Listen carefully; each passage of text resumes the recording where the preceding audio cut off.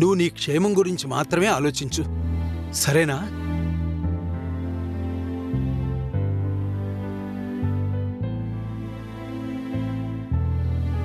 అక్క, తాతయ్య చెప్పింది నిజం. నువ్వు ఈ టైంలో దేని గురించి ఆలోచించకుండా బావ నీ పక్కన ఉండేలా మాత్రమే చూసుకో. అదే నీకు మంచిది.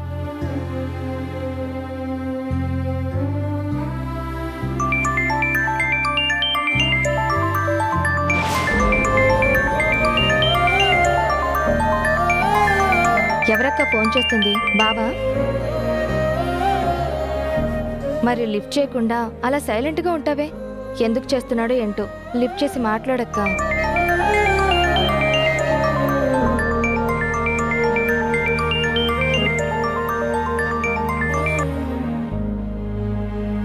హలో హలో ఝాన్సీ, ఏం ఆలోచించావు? నువ్వు ఇక్కడికి వస్తావా లేదంటే నన్ను అక్కడికి రమ్మంటావా? ఝాన్సీ, నువ్వు అనుకుంటున్నంత చిన్న విషయం కాదు ఇది. ఇలాంటి టైంలో ఎలాంటి రిస్క్ చేయకు, ఎవరి గురించి ఆలోచించుకో. నేను నీ పక్కనుంటేనే సేఫ్గా ఉంటావని నా నమ్మకం. నీ నిర్ణయం ఏదైనా నాకు 1 గంటలో చెప్పేసి నేను నీకు మళ్ళీ కాల్ చేస్తాను.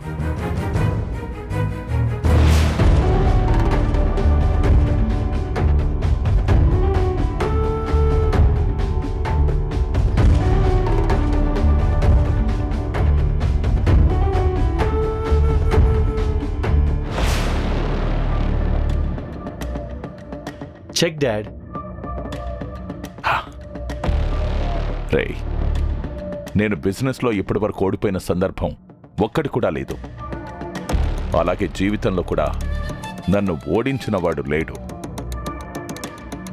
అసలు ఓటమనేది ఎలా ఉంటుందో కూడా నాకు తెలీదు. అలాంటి నాకు ఓటమి రుచి చూపించావు.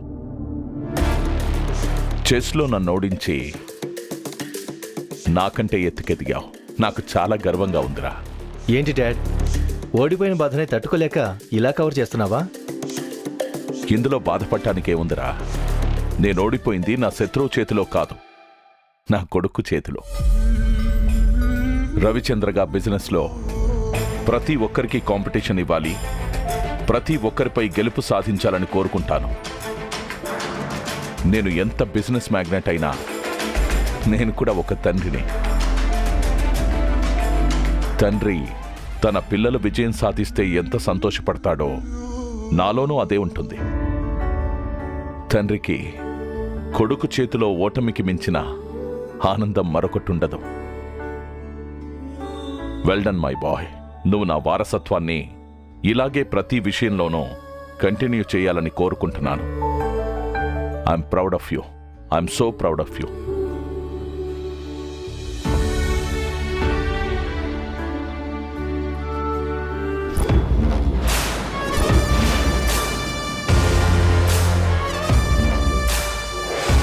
ఐఎమ్ సారీ నాన్న. బిజినెస్లో ప్రతి స్టేజ్లో నెంబర్ 1గా నిలిచే నేను నీ విషయంలో మాత్రం ప్రతి స్టేజ్లో ఓడిపోతున్నాను. నిన్ను బయటికి తీసుకురాలేకపోతున్నాను. I'm sorry Durgesh. I'm really sorry.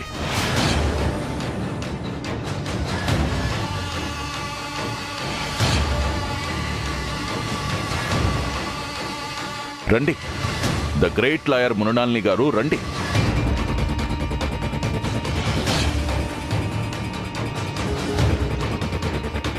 చేతిలో ఈ పార్సిల్ ఏంటి? కేకా? అది ఇప్పుడెందుకు తెచ్చారు? ఓ, మీరు వాదిస్తే నా కొడుకు ఖచ్చితంగా బయటకు వస్తాడు, ఆ ఆనందాన్ని నా కళ్ళల్లో చూడాలని కేక్ కట్ చేయించడానికి తీసుకొచ్చారా? రవిచంద్ర గారు ప్లీజ్, ఈరోజు నా కొడుకు బర్త్డే. వాడికి నేను బర్త్డే చేయక కొన్ని సంవత్సరాలు అవుతుంది. ప్లీజ్ నన్ను నా కొడుకు దగ్గరికి తీసుకెళ్ళండి. నేను వాడికి ఈ సంవత్సరమైనా బర్త్డే చేయాలి. మృణాలిని గారు, మీ కోరికలన్నింటినీ నేను అర్థం చేసుకోవడానికి, తీర్చడానికే కదా నేను ఇక్కడ ఉన్నది. ప్లీజ్ ఈ ఒక్కసారికి నన్ను అర్థం చేసుకోండి. ఓ, మీ తల్లి ప్రేమను మాత్రం నేను అర్థం చేసుకోవాలి, కానీ మీరు మాత్రం ఈ తండ్రి ప్రేమను అర్థం చేసుకోరు. మీ కొడుకు నా దగ్గర ఉన్నాడు కాబట్టి ఇలా కేక్ తీసుకొచ్చి ఒకసారి చూడాలనిపిస్తుందని మరోసారి పదే పదే అడుగుతున్నారు. అదే మీ కొడుకు కూడా జైల్లో ఉంటే వీటి గురించి ఆలోచించేవారా, లేదా వాణ్ణి ఎలా బయటికి తీసుకురావాలని ఆలోచించేవాళ్ళ? మీ కొడుకుని తీసుకురావడానికి నేనెంత ట్రై చేస్తున్నానో మీరు చూస్తున్నారు కదా. కానీ చివరి నిమిషంలో ఆ ఝాన్సీ గౌతమ్ ఇద్దరూ కలిసి దెబ్బ కొడుతున్నారు. వాళ్ళ దగ్గర పక్కాగా ఎవిడెన్స్ ఉండడం వల్ల మనం ఈ కేసులో వెనకడుగు వేయాల్సి వస్తోంది. అయినా నేనొకసారి కేసు టేకప్ చేసిన తర్వాత కేసులో ఉంది మీ కొడుకా నా కొడుకా అని ఆలోచిస్తూ కూర్చోను. నేను కేసు ఎలా విన్నవ్వాలి, నన్ను నమ్ముకున్న క్లయింట్ని ప్రాబ్లం నుంచి ఎలా బయటపడేయాలని మాత్రమే ఆలోచిస్తాను. అంత గొప్పగా ఆలోచిస్తే నా కొడుకు ఇంకా అక్కడే ఎందుకుంటాడు? రవిచంద్ర గారు, మనం అనుకున్నట్టుగానే అన్నీ జరిగిపోయాయి.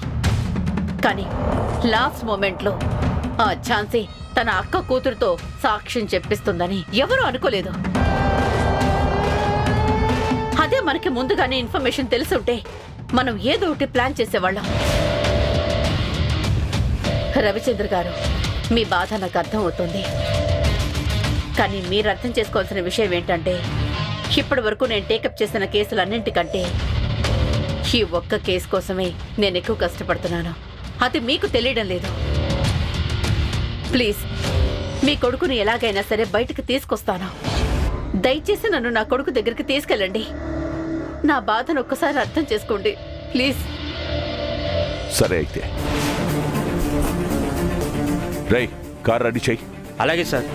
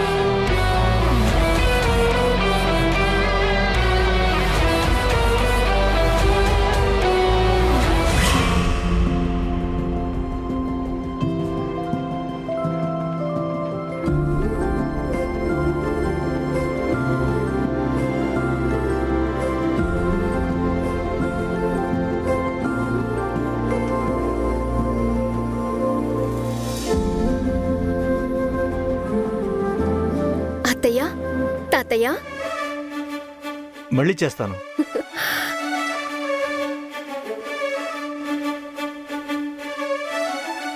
తాతయ్య, అత్తయ్య, రండి. ఇక్కడే ఆగిపోయారండి. రండి రండి.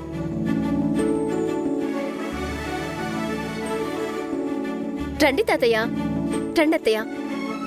రండి సార్. కూర్చోండి. కూర్చోండి వదినా. కూర్చోండి. కూర్చోండి అత్తయ్య, కూర్చోండి.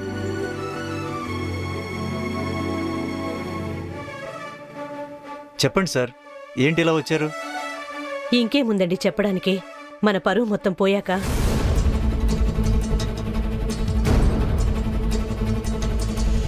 అవును సార్, అప్పటి వరకు హ్యాపీగా జరుగుతున్న ఫంక్షన్ ఒక్కసారిగా అర్ధాంతరంగా ఆగిపోవడంతో అందరూ నానా రకాలుగా మాట్లాడుకుంటున్నారు. వచ్చిన వాళ్ళందరి ముందు మా పరువు పోయింది.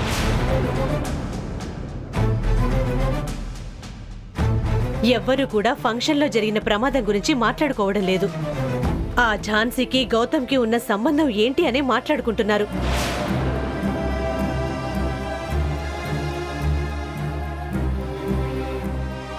అందరూ అలా అంటుంటే మా తల తీసేసినట్టు అవుతుంది.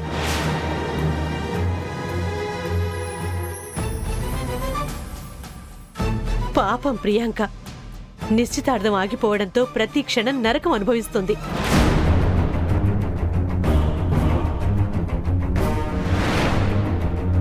వదిన గారు, మీరిలా బాధపడకూడదనే ఇప్పుడు నేను మావయ్య వచ్చాం.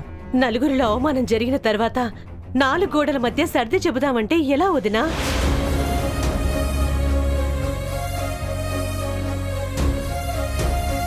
అసలు మాకేం చేయాలో అర్థం కావడం లేదు.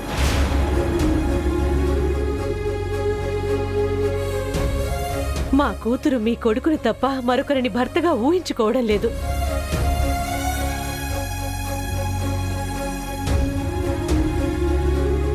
ఇప్పుడెలా వదినా? అసలేం చేయమంటారు? మీరే చెప్పండి. వదినా, ప్రియాంక అలా ఊహించుకోవడంలో తప్పే ఉంది. గౌతమ్ ఎప్పటికైనా ప్రియాంక కాబోయే భర్తే కదా.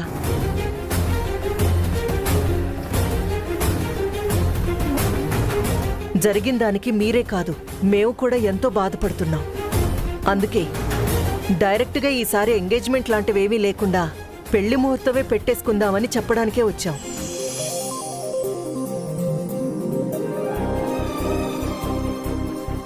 ఎంగేజ్మెంట్ లేకుండా డైరెక్ట్గా పెళ్లి చేసేద్దామన్న మాట మాకు ఇష్టమే.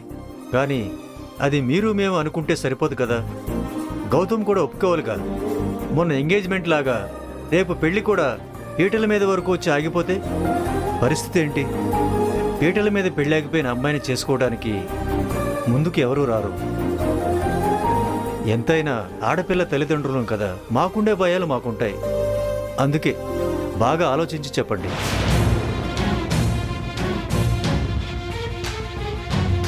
కృష్ణప్రసాద్, ఇందులో ఆలోచించాల్సింది ఏమీ లేదు. మీ పరువు పోతే మా పరువు పోయినట్టు కాదా?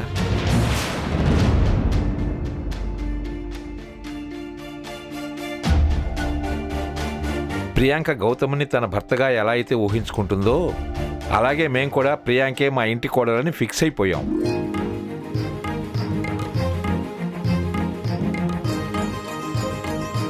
అందులో ఎలాంటి మార్పు లేదు. అందుకనే కదా పెళ్లి కాకముందే తను మా ఇంట్లో ఉండడానికి కూడా మేమంతా ఒప్పుకుంది.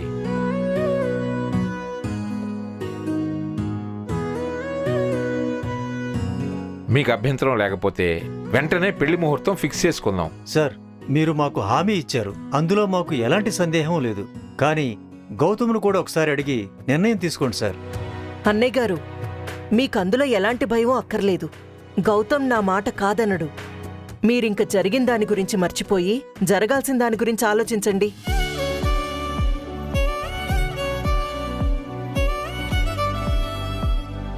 అవును కృష్ణప్రసాద్, మా గౌతమ ఆ దేవుడి మాట అయినా వినకపోవచ్చు కానీ వాళ్ళ అమ్మ మాట మాత్రం జవదాటడు.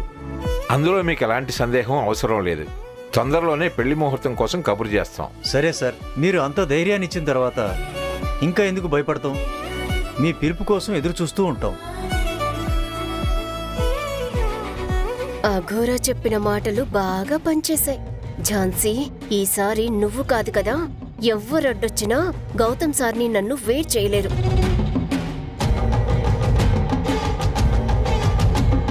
మనవరాలా, ఏంటి ఆలోచిస్తున్నావు? మీ అత్తయ్య మాటిచ్చాక కూడా అనుమానపడుతున్నావా? అయ్యో, అదేం లేదు తాతయ్య. అత్తయ్య మాటిస్తే తప్పరని, ఆ మాట కోసం ఎంత కట్టుబడుంటారో నాకు తెలుసు కదా. ఇంకెందుకు అనుమానపడతాను? వదినా, ఎంగేజ్మెంట్ క్యాన్సిల్ అయిన దగ్గర నుంచి మా ప్రియాంక మొహంలో చిన్న చిరునవ్వు కూడా లేదు. అలాంటిది మీరు ఒక్కసారిగా గౌతమ్ నీవాడే అనేసరికి తన మొహం చూడండి, చందమామలాగా వెలిగిపోతుంది.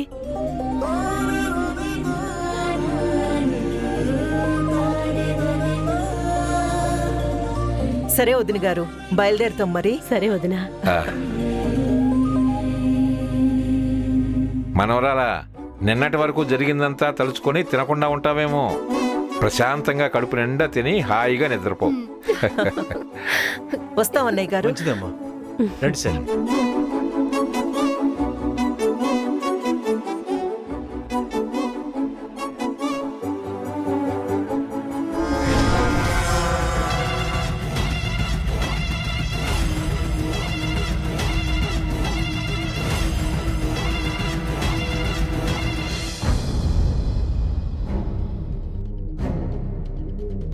అమ్మా అమ్మా అమ్మా గౌతమ్, ఆ బ్యాగ్ ఏంటి? ఎక్కడికి వెళ్తున్నావు? ఏదైనా కేసు ఇన్వెస్టిగేషన్ కోసం వేరే ఊరు వెళ్తున్నావా? లేదు పిన్ని.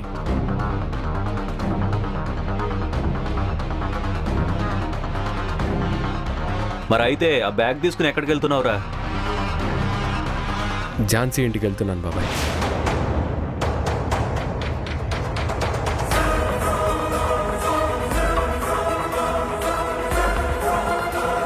అదేంటి గౌతమ్, నువ్వు ఝాన్సీ వాళ్ళ ఇంటికి వెళ్ళడం ఏంటి? అసలు అక్కడ నీకేం పని? మొన్న ఎంగేజ్మెంట్లో నా మీద అటాక్కి ప్లాన్ చేస్తే ఝాన్సీ వచ్చి అడ్డుపడింది కదా, దానికి ప్రతీకారంగా వాళ్ళు ఇప్పుడు ఝాన్సీని అటాక్ చేసే అవకాశాలు ఎక్కువగా ఉన్నాయి. అందుకే అక్కడికి వెళ్తున్నాను. నీ మీద అటాక్ చేయడానికి ప్లాన్ చేసిన వాళ్ళు నువ్వు మిస్ అయ్యావని మళ్ళీ నీ మీద అటాక్ చేయడానికే ప్లాన్ చేస్తారు, కానీ ఝాన్సీ మీదకి ఎందుకు వెళ్తారా? ఎందుకంటే ఇప్పుడు వాళ్ళ టార్గెట్ నేను కాదు, ఝాన్సీ. జడ్జిమెంట్ టైంలో వాళ్ళ ప్లాన్ ముందే తెలిసి ఝాన్సీ నన్ను సేవ్ చేసింది కాబట్టి ఝాన్సీని అడ్డు తొలగించుకోవాలని చూస్తున్నాను. హాస్పిటల్లో కూడా అటాక్ చేయడానికి ప్లాన్ చేశారు, కానీ అదే టైంలో నేను అక్కడ ఉండటం వల్ల తనను రక్షించుకోగలిగాను. వాళ్ళు మళ్ళీ వచ్చే ఛాన్సెస్ ఉన్నాయి. అందుకే ఝాన్సీకి దగ్గరగా ఉండి 24/7 కంటికి రెప్పలా కాపాడుకోవాలి. ఇదొక పోలీస్ ఆఫీసర్గా నా బాధ్యత. గౌతమ్, నువ్వు చెప్పింది నిజం రా. వాళ్ళు హాస్పిటల్లోనే అటాక్ ప్లాన్ చేశారంటే ఇంటి దగ్గర కానీ ఝాన్సీ కోర్టుకెళ్లే దారిలో కానీ మళ్ళీ అటాక్ చేసే ఛాన్సెస్ ఎక్కువగా ఉన్నాయిరా. అందుకే నువ్వు ఇలాంటి సమయంలో తనకి దగ్గరగా ఉండటం కరెక్ట్. నువ్వు వెళ్ళి తనకి తోడుగా రక్షణగా ఉండు. All the best Gautam. Thanks నాన్న. అనయ్య, ఏం మాట్లాడుతున్నావు? ఈ విషయం వదినకి తెలిస్తే ఇంకేమైనా ఉందా? అసలు వదినా నాన్న ఇప్పుడు ఎక్కడికి వెళ్ళారో తెలుసా? ప్రియాంక గౌతమ్ పెళ్లి గురించి మాట్లాడడానికి కృష్ణప్రసాద్ వాళ్ళ ఇంటికి వెళ్ళారు. అలాంటిది ఇప్పుడు వాళ్ళు వచ్చేసరికి గౌతమ్ ఇంట్లో లేడు, ఝాన్సీ దగ్గరికి వెళ్ళాడని తెలిస్తే పరిస్థితి ఎలా ఉంటుందో ఊహించు ఒక్కసారి. రే చంద్ర, పెళ్లి గురించి మాట్లాడడానికి వాళ్ళు వెళ్ళారు కరెక్టే, నేను కాదంటం లేదు. కానీ ఒక పోలీస్ ఆఫీసర్గా వాడు చేయాలనుకున్న బాధ్యతని మనం ఆపలేం కదా. అలాగే మనకెవరైనా మేలు చేస్తే వాళ్ళకి రుణపడి ఉండటం మన సంస్కారం కదా. అలాంటప్పుడు వాడిని వెళ్లకుండా ఎలా ఆపగలుగుతాం? బావగారు, మీరు చెప్పింది నిజమే. కానీ కమలక్కకి గౌతమ్ ఝాన్సీని కలవటం ఇష్టం ఉండదు. ఆ విషయం మీకు తెలుసు కదా. అయినా గౌతమ్ని మీరు పంపిస్తే ఇంట్లో ఎంత పెద్ద గొడవలు అవుతాయో ఒకసారి ఆలోచించండి. పిన్ని, ఇది నేను పర్సనల్గా నా కోసం వెళ్ళటం లేదు. చెప్పాను కదా, ఒక పోలీస్ ఆఫీసర్గా నేను చేయాల్సిన డ్యూటీ అని. అందుకే వెళ్తున్నాను. సరేనా, బాయ్. వెళ్ళరా.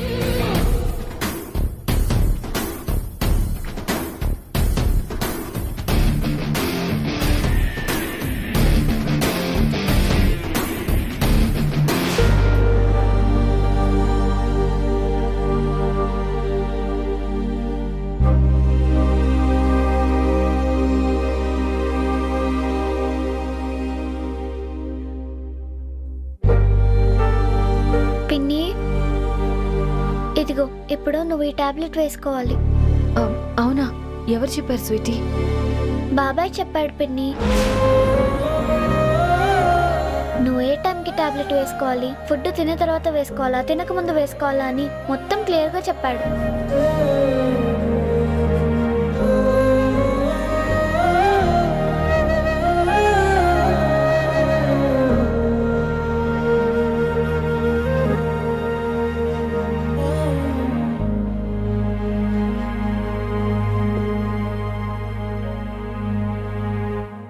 పిన్ని, బాబాయ్ మనతో ఉండడానికి ఇక్కడికి వస్తున్నాడా? రమ్మని చెప్పావా పిన్ని? స్వీటీ, మీ బాబాయ్ ఇక్కడికి రాకూడదు. అలా రాకుండా ఉండాలని నేను కోరుకుంటున్నాను. ఎందుకు పిన్ని అలా అంటావు? నువ్వు హాస్పిటల్లో ఉన్నప్పుడు బాబాయ్ నీ కోసం ఎంత బాధపడ్డాడో తెలుసా? నువ్వు ఎప్పుడు స్పృహలోకి వస్తావా అని ఎంత ఎదురు చూశాడో తెలుసా? అవును పిన్ని, బాబాయ్ నీకు బ్లడ్ ఇచ్చి నీ కోసం ఒక్కడే నిలబడి చూస్తూ ఉండిపోయాడు తెలుసా? పిన్ని, నీకు అలా జరిగేసరికి మాకు చాలా భయం వేసింది. వాళ్ళు మళ్ళీ ఎప్పుడొస్తారో తెలీదు. అందుకే పిన్ని, బాబాయ్ ఇక్కడే ఉంటే మాకే భయం ఉండదు. ఒకవేళ ఎవరైనా వచ్చినా కూడా బాబాయ్ని చూసి పారిపోతారు. ప్లీజ్ పిన్ని, బాబాయ్ ఇక్కడ ఉండడానికి ఒప్పుకో పిన్ని. అవును పిన్ని, అక్క చెప్పింది నిజమే. మొన్న వాళ్ళు వచ్చి గొడవ చేస్తుంటే బాబాయ్ రావటం వల్లే కదా వాళ్ళందరూ వెళ్ళిపోయారు. అందుకే బాబాయ్ మన దగ్గరుంటే మనకి ఎలాంటి ప్రాబ్లం రాదు. ఒప్పుకో పిన్ని, ప్లీజ్ పిన్ని. ప్లీజ్ పిన్ని, ఒప్పుకో పిన్ని. పిన్ని ప్లీజ్. స్వీటీ, వంశీ, చెప్పాను కదా మీ బాబాయ్ ఇక్కడికి రాకూడదని. ఎందుకు రాకూడదు పిన్ని? బాబాయ్ అంటే నీకు ఇష్టం లేదా?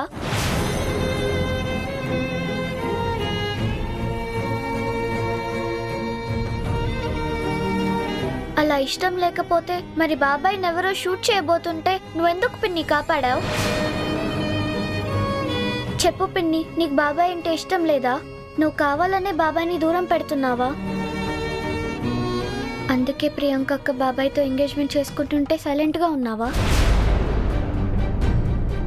నువ్వు ఇదంతా కావాలనే చేస్తున్నావని మొన్న రాణి అక్క వాళ్ళు మాట్లాడుకుంటుంటే విన్నాము. అది తెలిసే మేము ఆ ఎంగేజ్మెంట్ చెడగొట్టడానికి వెళ్ళాము.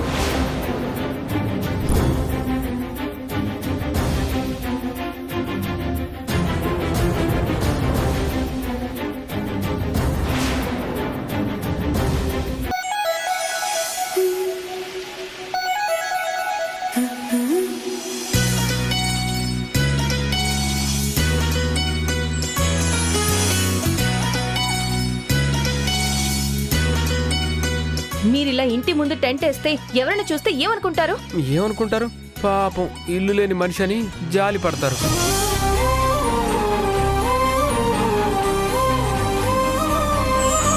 నా కథలో మలుపే తిరిగే నీ మహిమే జరిగే